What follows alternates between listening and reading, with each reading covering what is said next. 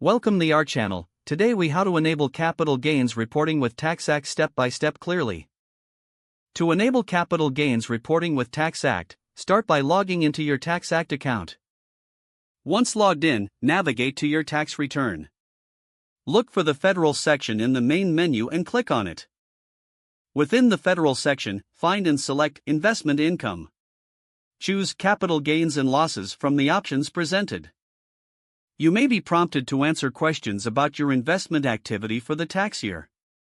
Answer these questions accurately to ensure proper reporting. Continue through the prompts, entering details about your capital gains and losses. Include any sales of stocks, bonds, or real estate as necessary. After entering your information, review your entries for accuracy. If you have multiple transactions, use the option to import or add each one individually. Once all transactions are entered, proceed to the Review section. TaxAct will generate reports based on your entries. Check the generated summaries for any discrepancies. If everything looks correct, finalize your reporting settings. Once completed, navigate to the File section to prepare for submission. Confirm that your capital gains reporting reflects all necessary information. Finish your return by following the on-screen instructions to file.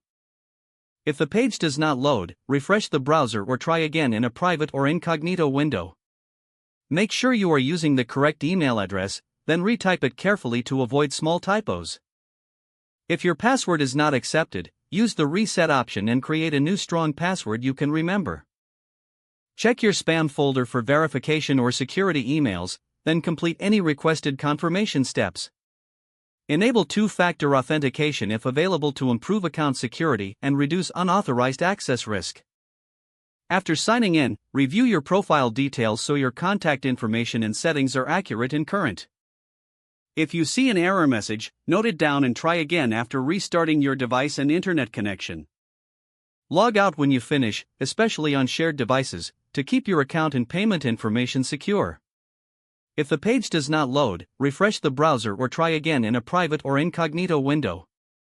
Make sure you are using the correct email address, then retype it carefully to avoid small typos.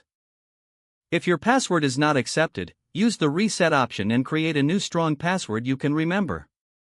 Don't forget to like this video and subscribe to our channel for more step-by-step tech guides.